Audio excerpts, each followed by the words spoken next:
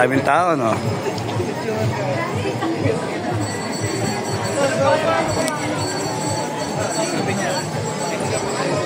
Ang dami ang tao.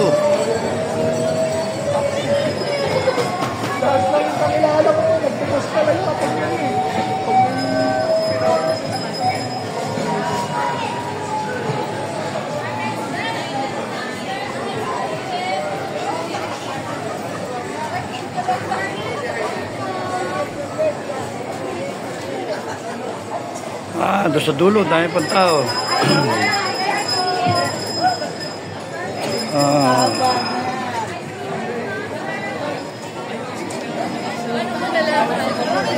Daming tao.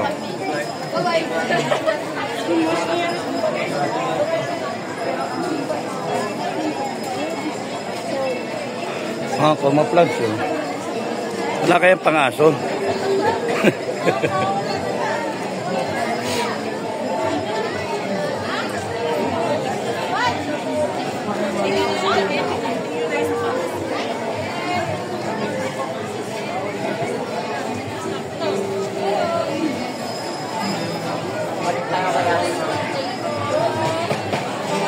Hanggang dulo.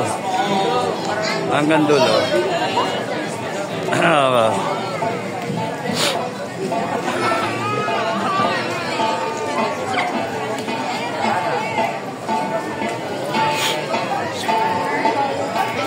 Yun o, dami o. That's early, hindi mo siya kasi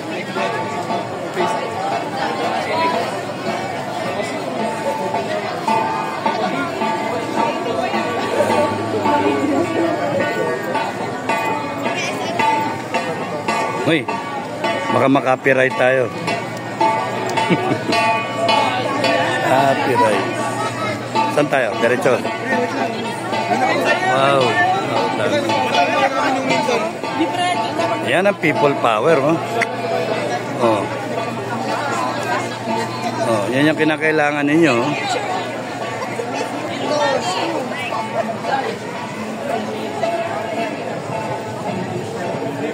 Okay naman ang Pilipino, ha? Hindi naman halatang naghihirap, ano. Tingnan mo yung mga mukha, masaya naman.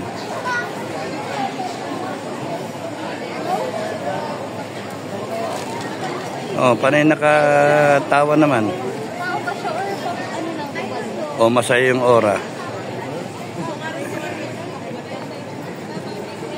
Madaling i-please ang Pilipino.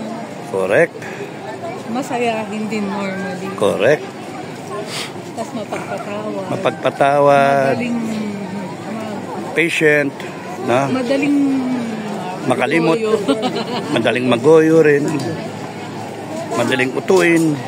Madaling maskam. Madaling mabudol. Very forgiving. Ayaw ng gulo. Gusto ng second chances. Second chances nga. Iwas-iwas na lang sa gulo. Okay lang. Wow, ibang klase stroller. Hello. Ay, dalawa. Ay, sorry. Tapang naman. Ayun naman, isa very kind.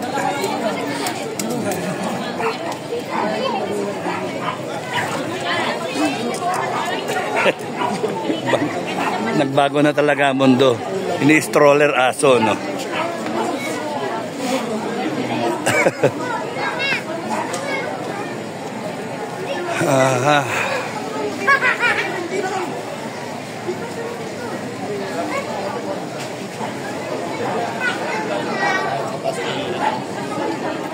meron ako dito eh.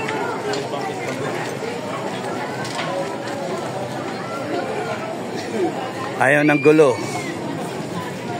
Ayaw ng asunto. Ayaw ng hassle, yung oras niya. Mahalaga sa kanya yung oras niya. Sige na, ganun lang, no? Karamihan, hindi lahat. Karamihan.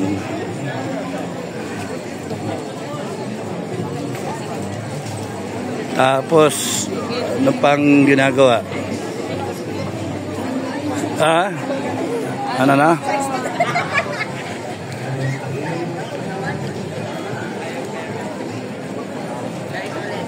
want one waffle. Parang na anong ginagawa niya?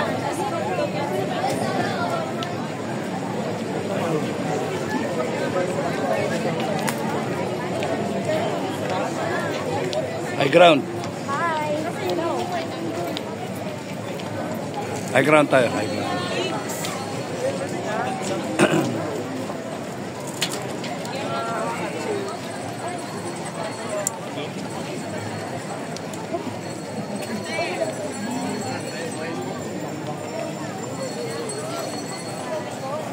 So kung titignan mo,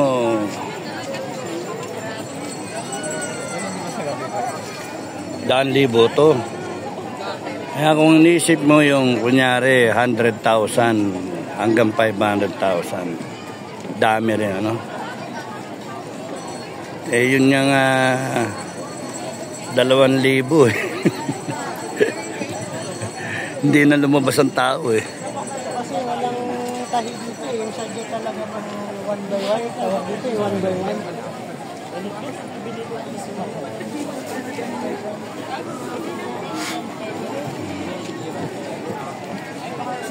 Hindi sa walang pakialam eh.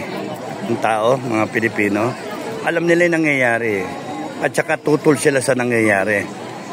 Kaya nga lang, Hindi lahat. hindi lahat. Pero kagaya nito, itong dami na to, they rather do something more fruitful, more memorable kesa yung politika na yung mga bullshit na yan. Isipin mo nga naman, bakit ka magrarally? Pwede ka naman magtitingin sa ukay. Pwede ka naman magkakain. Pwede ka magpapasyal, magpicture-picture. Ipopost mo later on sa Facebook o kaya sa TikTok o kaya kung saan platform sa YouTube.